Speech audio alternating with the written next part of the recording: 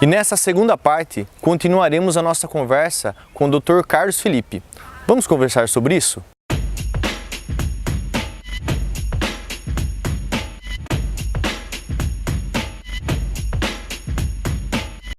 Quando imaginamos que o suicídio é um problema de saúde pública, além de estarmos avaliando que ele ocorre no indivíduo, mas dentro de uma determinada população, nós também estamos pensando que podemos usar as ferramentas da saúde pública para intervir e desenvolver um trabalho de prevenção.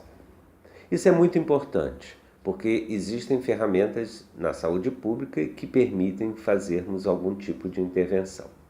Algumas dessas ferramentas seriam exatamente a identificação dos fatores de riscos, o que faz com que aumente o risco de uma pessoa cometer algum tipo de suicídio, uma tentativa de suicídio e que acabe no suicídio.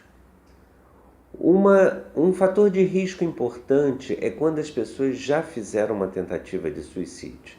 Essa é a população de maior risco. Quem já fez uma tentativa de suicídio. Então, nós já sabemos que sobre essa população vamos ter que intervir. Isso já dá um desenho de como se desenvolver um projeto em qualquer ambiente, em qualquer escola, em qualquer comunidade, no sentido de identificar aqueles que cometeram uma tentativa de suicídio e que correm risco de cometer uma segunda. Essa é uma parte da população. Um outro fator de risco importante é quando nós não temos uma assistência médica ou psicológica adequada que possa receber alguém que está sofrendo com um sofrimento mental. Se alguém tem algum tipo de sofrimento e está procurando uma ajuda, já conseguiu vencer uma barreira de procurar um serviço médico ou psicológico, chegou até lá, mas não consegue, por exemplo, um agendamento imediato ou uma boa escuta, o profissional que atendeu não escutou bem, não percebeu que aquela pessoa estava falando das suas dores, dos seus sofrimentos e que ela corria algum risco.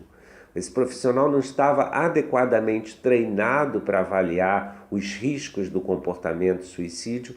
Isso daí passa a ser um fator de risco importante, ou seja, o local que aquele indivíduo procurou para resolver o seu problema não estava adequado para responder a esse problema.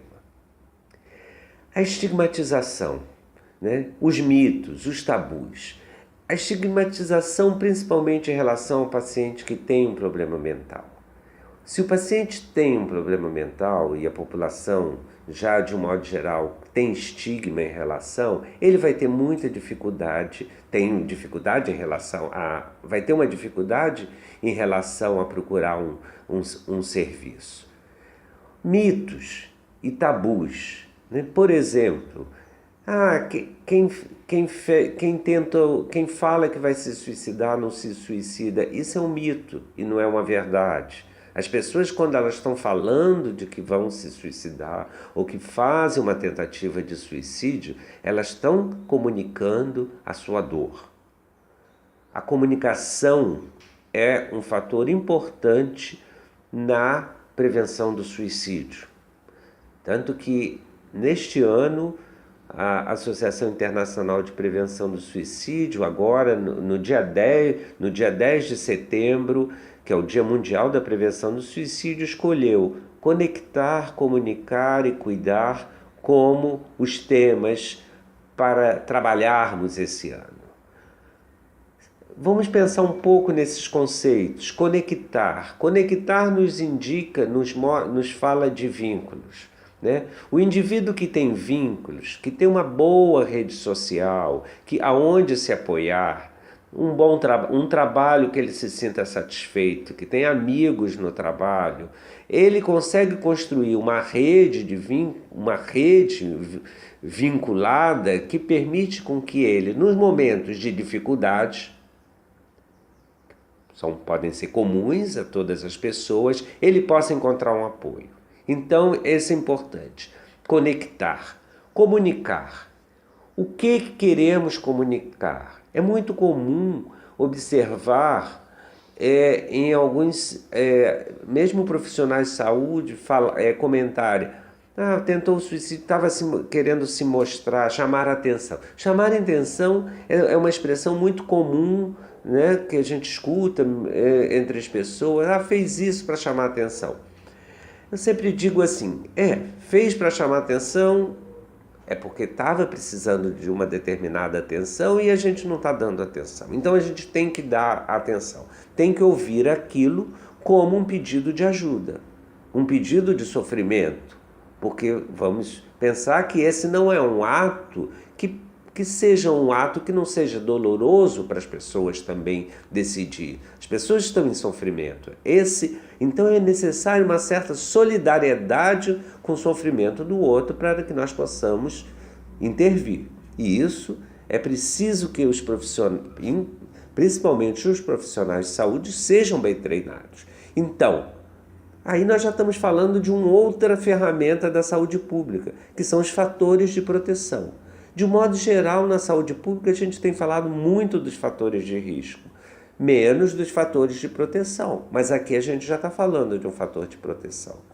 Profissionais bem treinados, eles ajudam, é um fator de proteção importante, eles ajudam a prevenir o suicídio. Um serviço que tenha portas abertas para receber os casos de tentativa de suicídio com qualidade, com acolhimento, isso é um grande fator de proteção ao suicídio.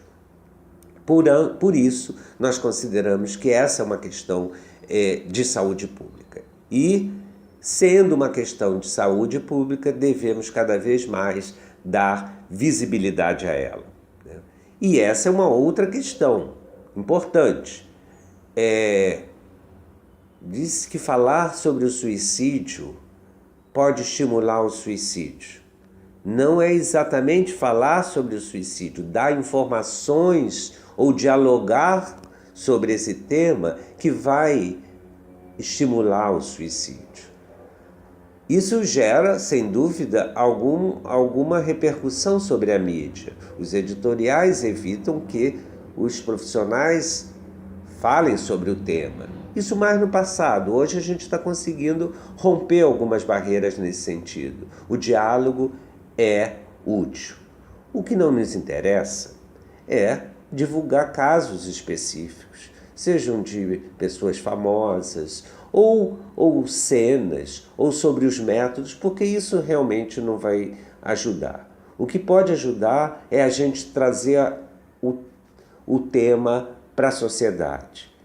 E fazer também que nos casos em que aquelas famílias de sobreviventes, que são todos aqueles que perderam um parente, um amigo, um colega, pelo suicídio, possa encontrar um espaço para falar da sua dor. Porque o risco também aumenta para aqueles que vivem em torno de uma pessoa que se suicidou.